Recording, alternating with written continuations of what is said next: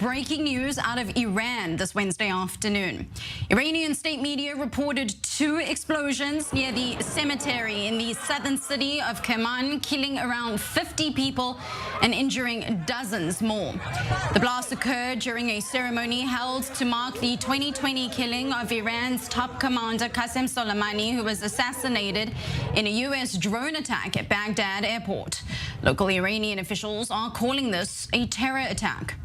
The attack comes a day after the assassination of al-Aruri in Lebanon, Hamas's number 2 with extremely close ties to Iran, and following the visit of Iranian anti-government activist Vahid Behashti to Israel.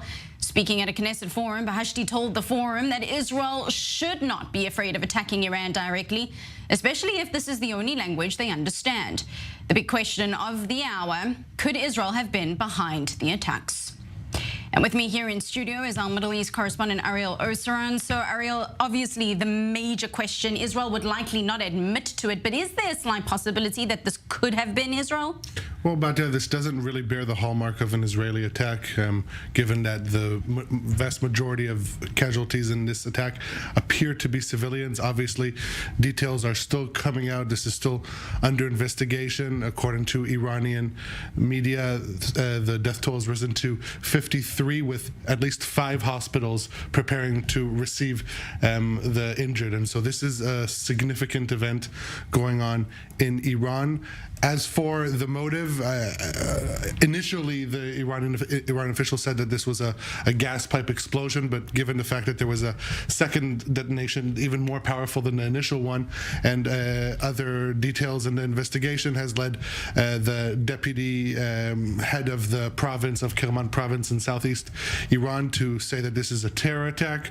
And usually when they're sure that this is the Israelis, that they immediately claim that. That is not the case so far. So that does leave some room for speculation. Obviously, if it were Israel, Israel wouldn't admit it immediately, if at all. But I think besides who is behind this, I think it is also interesting to determine who was injured, who the casualties were, if indeed these were only civilians. But obviously, the fact that this took place on the ceremony to commemorate the death of Qasem Soleimani in the cemetery there, just in the entrance, is indeed a significant blow to Iran, regardless of who it was from.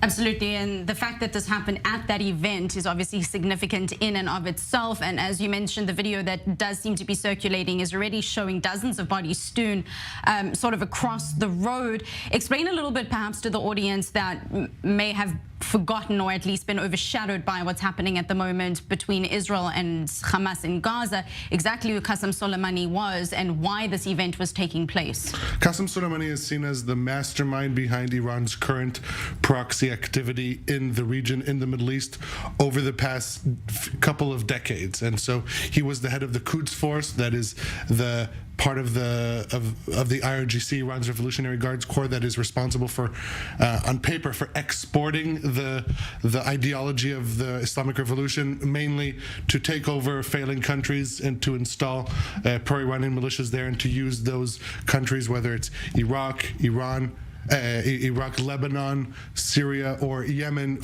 as a platform for their operations in the region. Now, this Soleimani was taken out in a drone strike in Baghdad by the Americans, and if we're trying to tie this to what's going on in Gaza, I think it was last week that the Iranians officially joined the death toll, not only with their militiamen on the border with Israel and Syria, but also Mousavi, Ghazi Mousavi, the head of IRGC operations in Syria, eliminated, a significant blow. Today, again, it's not quite clear what the target of this explosion was, whether this was just to send a message, having it at the cemetery, or if indeed there were any high-level officials in the IRGC or the Iranian regime that were targets in this. But the fact that this is all happening together, obviously a message to the Iranian leadership. And whether it was Israel or the United States or possibly some other force. Obviously, that message being very strong. Is that possibly to indicate at all the connection with Israel and Gaza saying stop using proxy forces at the moment to target Israel or we'll hit you directly? Well, that depends if there was Israel. There's also rumors on social media that are tying this to the PKK, to the Turkish militias that also are fighting with pro-Iranian militia. And so you have a bunch, there's a long line of groups and countries that have grievances with the Iranian leadership that would have a motive to carry out such an attack. But again, I think this is still soon for speculation, and we're still receiving initial details from the field at this point in time.